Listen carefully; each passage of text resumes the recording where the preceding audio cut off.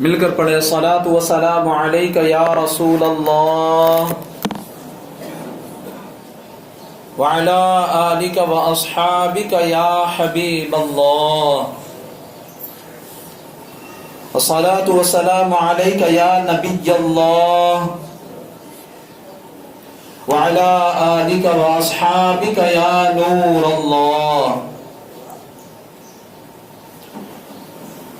فرمان مصطفیٰ صلی اللہ علیہ وسلم، تم اپنی مجلسوں کو مجھ پر درود پاک پڑھ کر آراستہ کرو کہ تمہارا مجھ پر درود پاک پڑھنا قیامت کے دن تمہارے لیے نور ہوگا۔ صلو علی الحبیب صلی اللہ علی محمد صلی اللہ علیہ وآلہ وسلم۔ پیارے پیارے اسلامی بھائیوں، حدیث پاک میں ہے، حضرت ابو سعید خدری رضی اللہ عنہ بیان کرتے ہیں، اللہ پاک کے آخری رسول مقبول صلی اللہ علیہ وسلم نے فرمایا، جب بندہ باجماعت نماز پڑھے پھر اللہ پاک سے اپنی حاجت یعنی ضرورت کا سوال کرے، اللہ پاک اس بات سے حیا فرماتا ہے بندہ حاجت پوری ہونے سے پہلے واپس لوٹ جائے۔ اور ایک حدیث پاک میں ہے، مرد کی نماز مسجد میں جماعت کے ساتھ گھر میں اور بازار میں پڑھنے سے 25 درجے افضل ہے۔ اور ایک دوسری حدیث پاک میں ہے، نماز با جماعت تنہا پڑھنے سے 27 درجے بڑھ کر ہے۔ اے عاشقان رسول، فرض کیجئے کسی کے پاس تجارت کا سامان ہے، اگر وہ اسے اپنے شہر میں فروخت کرے تو اس کی قیمت 100 روپے لگے، اور اگر سمندر پار جا کر وہی سامان فروخت کرے تو 25 یا 27 روپے بک جائے تو وہ یقیناً سمندر پار جا کر ہی اپنا مال بیچنا پسند کرے گا کہ 25 یا 27 گنا نفع کون چھوڑے۔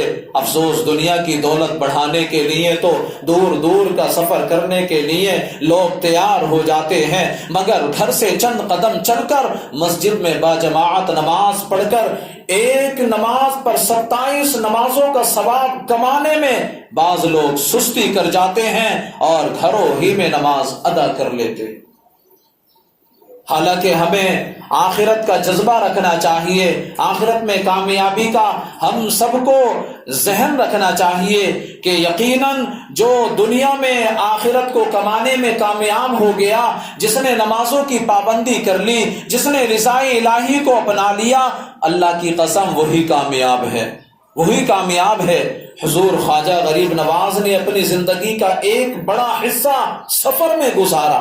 ایک مرتبہ آپ نیشا پور کے کسی گاؤں میں پہنچے، عصر کا وقت ہونے والا تھا، آپ نے دیکھا کہ وہاں ایک مسجد ہے، مگر یہ دیکھ کر آپ کو بہت افسوس ہوا، مسجد بند ہے، صفائی ستھرائی بھی نہیں ہے، یوں لگ رہا ہے گویا برسوں سے یہاں کسی نے نماز نہیں پڑھی۔ خواجہ غریب نواز نے مسجد کھولی، اس کی صفائی کی، کنویں سے پانی نکالا، وضو فرمایا۔ اب عصر کا وقت ہو چکا تھا، خواجہ حضور نے آذان دی، مسجد میں آذان کی آواز سنی تو کچھ بوڑھے افراد دوڑتے دوڑتے مسجد پہنچے، باجماعت نماز ادا کی گئی۔ اب خواجہ حضور کو خبر ملی کہ ایک بڑی پارٹی ہے جنہیں بادشاہ سنجر سے سیاسی اختلاف ہے، جو بھی بندہ بادشاہ سنجر کی طرفداری کرتا ہے وہ لوگ اسے قتل کر ڈالتے ہیں، عرصے سے قتل و غارت گری جاری ہے۔ خواجہ حضور کو سن کر افسوس ہوا، مغرب کا وقت ہو گیا، خواجہ حضور نے اذان دی، مغرب کی نماز بھی باجماعت ادا کی گئی، عشاء کے وقت کوئی بھی نہ آیا، آپ نے اکیلے نماز پڑھی۔ آپ نماز ادا کر ہی رہے تھے کہ وہ بدماش لوگ جو قتل و غارت گری مچا رہے تھے، ان میں سے کچھ افراد مسجد میں آ گئے۔ نماز سے فارغ ہو کر میرے خواجہ، ہند کے راجا خواجہ غریب نواز رحمت اللہ تعالی علیہ نے انہیں فرمایا، اللہ کے بندو یہ مسجد ہے، اللہ کے بندو یہ مسجد ہے، جب یہاں آ ہی گئے ہو تو نماز بھی پڑھ لو۔ آپ کی بات ان پر اثر کر گئی، انہوں نے وضو کیا، نماز پڑھی، اس کے بعد خواجہ حضور نے انہیں پیار محبت سے سمجھایا تو الحمدللہ ان سب نے قتل و غارت سے توبہ کر لی اور سچے مسلمان اور نمازی بن گئے۔ اے میرے پیارے اور محترم اسلامی بھائیوں، کیسی نرالی شان ہے حضور خواجہ غریب نواز رحمت اللہ علیہ۔ وہ ہستی ہیں کہ آپ بند مسجدوں کو کھولتے ہیں، ویران مسجدوں کو آباد کیا کرتے تھے۔ الحمدللہ آج کے دور میں عاشقان رسول کی دینی تحریک دعوت اسلامی بھی یہ سعادت حاصل کر رہی ہے۔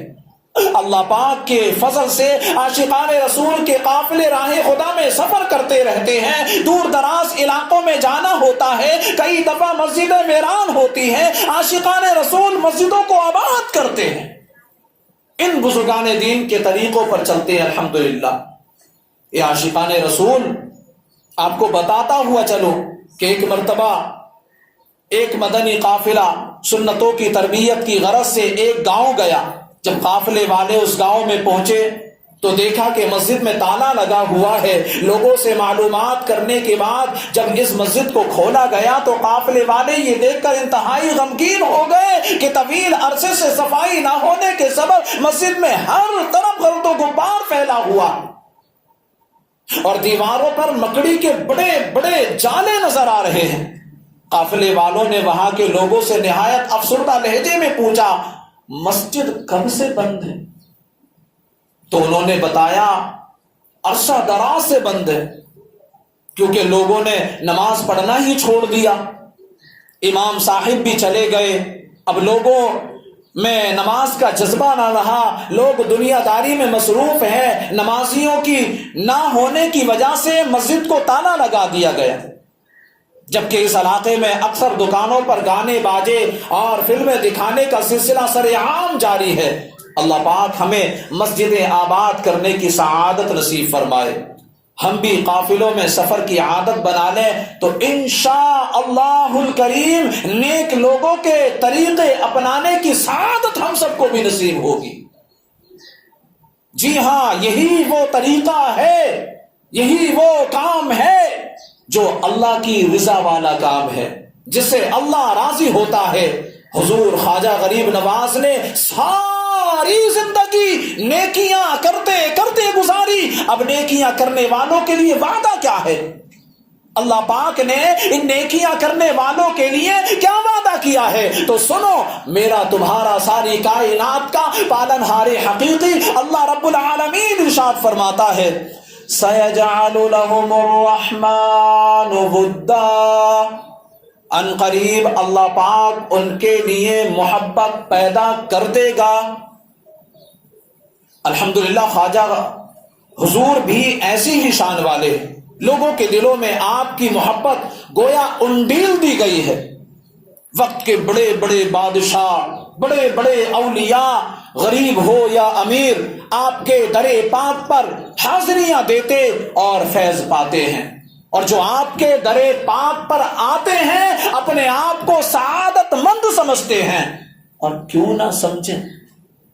میرے خواجہ غریب نواز کا قول ہے، خود ہی فرماتے ہیں کہ جو میرے روزے پر آئے گا، میرے مزار پر آئے گا، اور جس مقصد کو لے کر کے آئے گا، یہاں سے پلٹتے ہوئے اپنے گھر پہنچنے سے پہلے اللہ پاک اس کے مقصد کو پورا فرما دے گا۔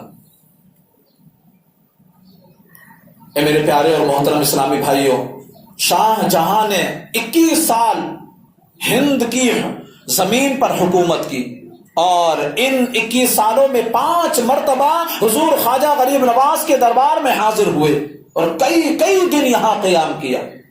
مغلیہ سلطنت کے آخری بادشاہ بہادر شاہ ظفر خواجہ غریب نواز کی شان میں قصیدے لکھتے اور آپ کے حضور مدد کی درخواستیں کیا کرتے تھے۔ ریاست آسفیہ کا وزیر اعظم راجہ سر کشن پرساد 1924 سن عیسوی میں بارگاہ خواجہ میں حاضر ہوا، اپنے ہاتھوں سے مور چھل یعنی مور کے پروں سے بنا ہوا بڑا سا ہاتھ کا پنکھا جھلنے کی خدمت انجام دی۔ راجہ پرساد شاعر بھی تھا، جب اسے دربار خواجہ پر خدمت کا موقع ملا تو اس نے خواجہ صاحب کی شان میں اشعار لکھی۔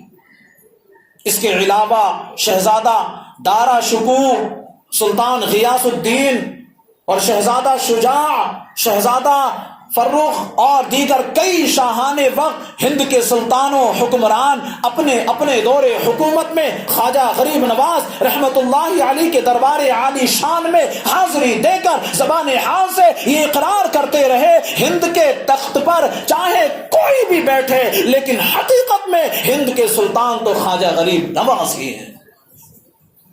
کوئی بھی اس ہندوستان کے تخت پر بیٹھ کر حکومت کرے لیکن اصل حکمران تو اس ہندوستان کے خواجہ غریب نواز ہی ہیں۔ ہر ایک سلطان اپنی زبان حال سے یہی کہتا چلا گیا۔ تو یہ بادشاہوں کی بات ہے، بڑے بڑے اولیاء بھی در خواجہ پر حاضریاں دیتے ہیں۔ حضرت ابو علی شاہ قلندر، حضرت مجدد علی ثانی شیخ ابو حسن نوری، اعلیٰ حضرت امام اہل سنت صدر الشریعہ اور بہت سارے اولیاء کرام نے یہاں حاضریاں دی ہیں۔ کتنے اولیاء اللہ تو وہ ہیں جنہوں نے خواجہ غریب نواز رحمت اللہ تعالی علیہ کے در پاک پر چلے تک کاٹے۔ جی ہاں، 40 دن رہ کر کے آپ کے فیوز و برکات سے اپنے آپ کو انہوں نے مال مال کیا ہے۔ اور یقیناً ان اللہ والوں کے در پر جو پڑے رہتے ہیں ان کو ملتے بھی، ان کی دعائیں قبول ہوتی ہیں، ان کے مقاصد پورے ہوتے ہیں۔ ہمیں بھی چاہیے کہ ہم بھی ان اللہ والوں کے طریقوں کو اپنائیں، ان اللہ والوں کی سیرتوں کو پڑھیں اور ان کی سیرتوں کو پڑھ کر اپنی زندگی میں اتارنے کی کوشش کریں۔ اللہ کی قسم ان اللہ والوں کے صدقے میں میرا اللہ ہمیں بھی اپنا قرب عطا فرمائے گا اور ہمیں بھی دونوں جہان میں کامیابیاں عطا فرمائے گا۔ اللہ پاک ہم سب کو کہنے سننے سے زیادہ عمل کرنے کی توفیق عطا فرمائے۔ صلو علی الحبیب صلی اللہ علی محمد صلی اللہ علیہ وسلم۔